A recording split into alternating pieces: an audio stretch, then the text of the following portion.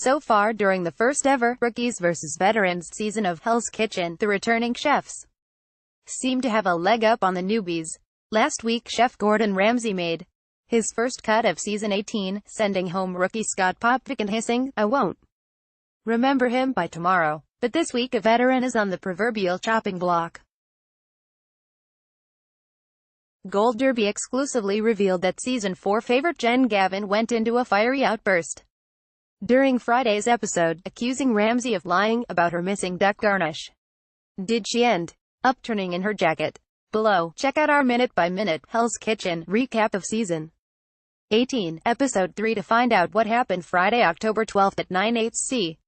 Then be sure to sound off in the comments section about your favorite chef testants on Fox's reality TV show, who annoys you the most, and who you think will ultimately join the Hell's Kitchen winners list. Keep refreshing, reloading this live blog for the most recent updates. 9:00 p.m. Previously on Hell's Kitchen. During last week's second episode, Scott's team of rookies failed to complete their first dinner service. Ramsay asked the team to nominate 2 people for elimination and they chose Scott and Chris Mendonca. However, Ramsay also asked Jose De Jesus to step forward, calling him out for his poor showing at the fish station. In the end, Scott became the first casualty of Rookies vs. Veterans, who will be following him out the door this week. 9:02 p.m. After last week's elimination ceremony, rookie Chris took a positive outlook on their team loss despite being nominated for elimination himself, saying, "There's nothing more you can do than own up to your mistakes." The winning Veterans team, however, was embarrassed by their own performance and was focused on finding redemption in the next challenge. Ariel Contreras Fox's concerns were that they weren't communicating with each other. Auntie Gregoire was worried that if they didn't fix their problems they'd fester and hurt them in the long run. 9:03 p.m. Not one to keep it quiet. Jen told the camera that the problem with the veteran team is that they're a bunch of entitled wankers, with everyone thinking they're the boss and having something to prove. 9:05 p.m. For this week's challenge, Ramsay brought in Marines from the USMC who would be served a luncheon of dishes from the air, land and sea, with the first team to finish winning. As a veteran himself, the challenge was of special importance to veteran member Kevin Cottle. For the dish representing the air, the chefs made chicken parmesan with angel hair pasta. For land, a New York strip steak and fried, and for the sea, a dish of fish and chips. 9:07 p.m. Though she originally thought the challenge would be a breeze for her because she was stationed on salads, Jen got into hot water quick with Ramsay when right off the bat he was waiting longer than normal for 2 salads that when delivered were overdressed. Heather Williams made matters worse when she came to the station to help Jen, who preferred to handle her task on her own. Meanwhile, the rookies got off to a strong start with Ramsay content with their progress through salad service. 9:10 p.m. Because Heather was spending her time on salads, by the time the vets were ready to serve their steak dish, the frites she was supposed to be working on were nowhere near ready. Heather was disappointed that no one else on the team helped her out with the frite, furthering their trend of poor communication. Unfortunately, the rush on the fries caused them to be undercooked, as critiqued by the Marines. 9:18 p.m. With the frites set back on the vets' team, the rookies pulled ahead of them with continued momentum. After some soggy fish made their way to Ramsay, he railed into the vets, claiming that they were doing something Marines would never do, giving up. And as if things couldn't get worse, the vets sent out a cold steak, and that just about sealed the win for the rookies.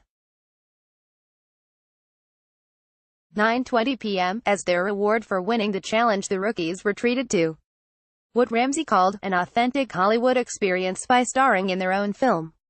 For the losing vets, they were tasked with breaking down and prepping the calamari for the upcoming dinner service meal, including taking out the ink sacs and other internal organs as well as cutting them into steaks. Brett Housey had the choice of using his punishment pass to avoid the calamari breakdown, and he indeed chose to join the rookies on their reward instead. 9:26 p.m. During prep, Jen and Ariel got into a tiff about their beurre blanc mishaps from the prior day, and while Ariel thought it was a simple miscommunication, Jen took it much more personally and left the kitchen for some time to cry alone. Struggling to connect with her teammates was breaking Jen down emotionally, but she was determined to pull through and give a good dinner service that night.